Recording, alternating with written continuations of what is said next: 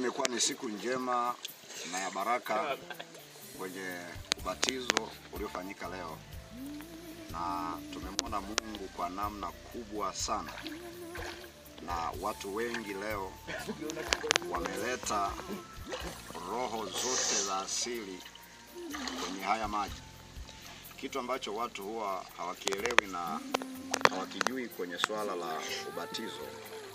Wanadhani ubatizo ni swala la kawaida. Ubatizo ni swala zito sana, ambalo katika Injili kama usipobatizwa maana yake bado hujaikamilisha Injili.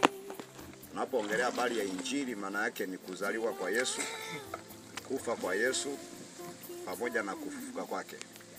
Sasa Yesu alizaliwa, akafa, na baada ya kufa akafufuka. Ndivyo ilivyo hata kwenye ubatizo. Tunazaliwa mara ya pili. Tukio ambalo linafuata ni kwenda kuzikwa, maana yake kwenda kubatizwa kwenye maji. Hilo tukio la pili, lakini tukio la tatu ni kufufuliwa tukiwa ndani ya maji. Kwa nini tunazikwa? Yesu alipokuwa amezaliwa alichukua dhambi zote za wanadamu akazigongelea pale msalabani. Na baada ya hapo akaenda akazizika, maana yake kule kuzimu. Kisha akafufuka akiwa na utakaso mpya.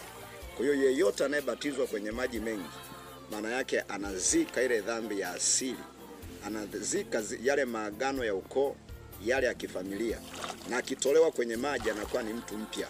Ndio maana wengi unakuta wanatoka wakiwa na furaha, wanatoka wakiwa na karama na huduma mbalimbali. Kwa hiyo ni muhimu wewe ambao bado hujabatizwa kwenye maji mengi, ezo ulinyuziwa au kubatizwa kwenye maji mengi, ni muhimu kubatizwa kwenye maji mengi ili ufe na kufuka pamoja na Kristo Yesu, kama Warumi inavyosema 6 kuanzia mstari wa 3 pale. Kwa hiyo ni muhimu kubatizwa ili uweze kuzika asili, na kama hujabatizwa zile roho zitaendelea kukufuatilia, yale maagano ya ukoo yataendelea kukufuatilia. Unapobatizwa unamaliza kila kitu, unasimama na Mungu aliye hai na unakuwa ni mtu mpya. Ni mimi mtumishi wa Mungu, mchungaji Alex Mkwama. Mungu akubariki sana, na uendelee kufurahia wokovu, endelea kufurahia maisha mapya ndani ya Kristo Yesu.